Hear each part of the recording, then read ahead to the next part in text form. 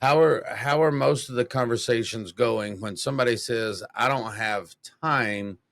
Like, are they spending too much time watching Netflix? Are they spending too much time on memes or YouTube or Instagram, or like what are some things that you're seeing as a result of their choices of spending time?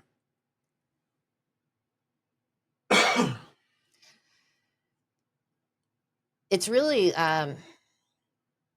just sitting. They spend a lot of their time sitting, and it could be doing various things. I talked to somebody that was like, "Oh, well, I have this type of job. I get to start when I want to start. I can work when I want to work. I can do whatever I want to do." And then I'm like, okay, then why aren't you doing what you want to do with your health? Why are you not getting up at the same time every day? If balancing hormones is important to you and you can control your schedule, why are you not making that a point? And immediately there was an excuse on why they can't control their schedule, after they said they had complete control of their schedule. So, and I said, hey, fasting is a great way to get the goals you want. Oh, well, I do fasting. I'm like, well,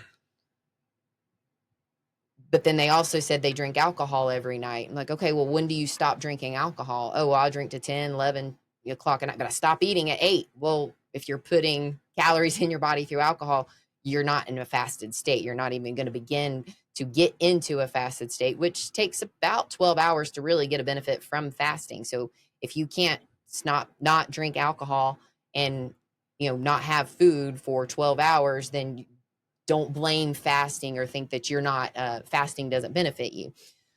So that's some of the recent you know questions. And then somebody, oh, well, I know I need to lift weights, but I just don't like to. I'm like, okay, well, you don't have time or you don't want to do something. Well, you don't get to choose how your body builds muscle. You don't get to choose what type of building blocks your body needs to create hormones. Like, you don't have that option. Nobody asks your opinion. It is what it is, and you either do it or you have what you have.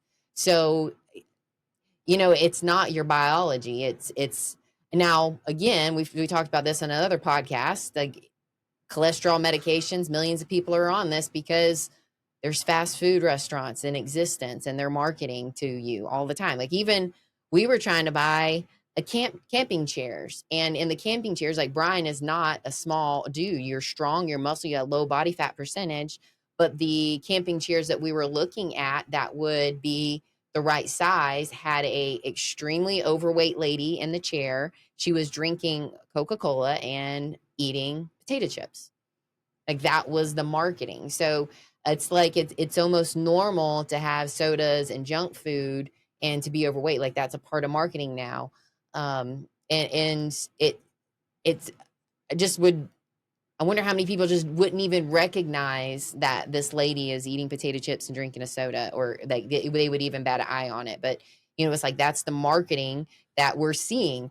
Sporting events like alcohol and I mean, the food's terrible at sporting events. Like, there's nothing there that's considered peanuts. So you can get those in most places in bottles of water.